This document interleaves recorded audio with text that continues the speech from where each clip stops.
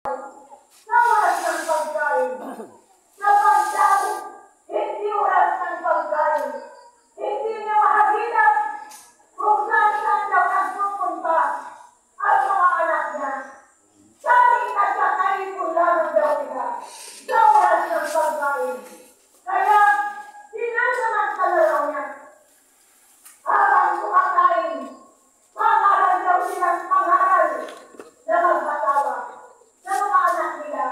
Kaya sila'y nagsasasutan, sila'y nag-usap-usap dahil yan lang daw ang pagkakataon niya sa pangaral niya sa mga anak niya. Kung kaya ko, ang sabi ng mahal na Biyernes, ng mahal na Panginoon Jesucristo.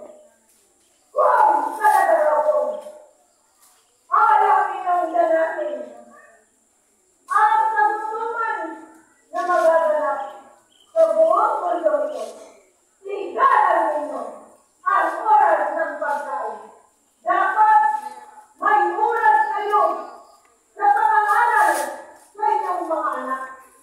Dapat igalan ninyo at may oras din kayo sa oras ng pagkain. Igalan ang oras ng pagkain. Huwag na huwag kayong magkukwentuhan.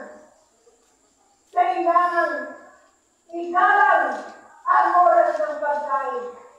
Pagkatapos ninyong kumain, huwag na huwag na po ninyong kalilimutan at laging magdasal ng pagpapasalamat sa mahal na Diyos. Iyan ay kung talagang ayaw ninyong kumain ng mga bagay na hindi ninyo nakasagayang kainin. Katulad na lamang po ng iba pang mga tao na nagpapaabot dito na hindi raw nila masunod ang aking pangaral sa oras ng pagkain. Kailan na lula, siyempre ang nalula minsan, habang sila ay kumakain, bigla ay kumakatok sa kanilang bahay. Hindi naman namin alam na bisitan yun na kumakatok na kung kumakain. Siyempre ang nalula, kakaharapin daw nila ang bisitan yun.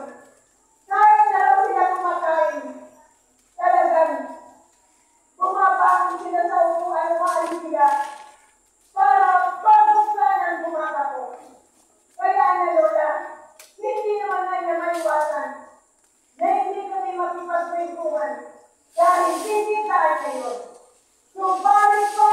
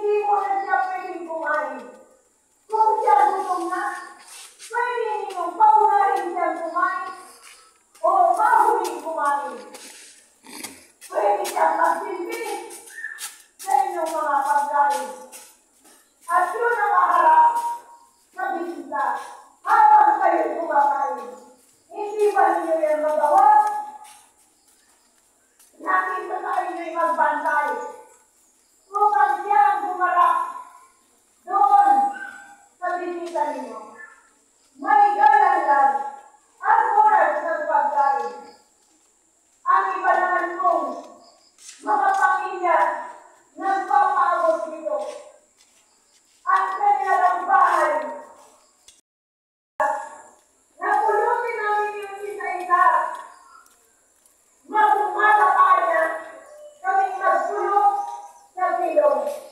Hindi na namin yung matapako. Napulutin daw isa-isa. Ang bigat na natapon ng kanilang mga anak na maliliit pa na hindi naman sinasadya. Subalit ko ang sabi ng mahal na Biyernes at mahal na Panginoong Jesucristo. May isip kayo, gamitin nga ninyo ang inyong akong mga pag-isip. Hindi ba na ninyo magawa?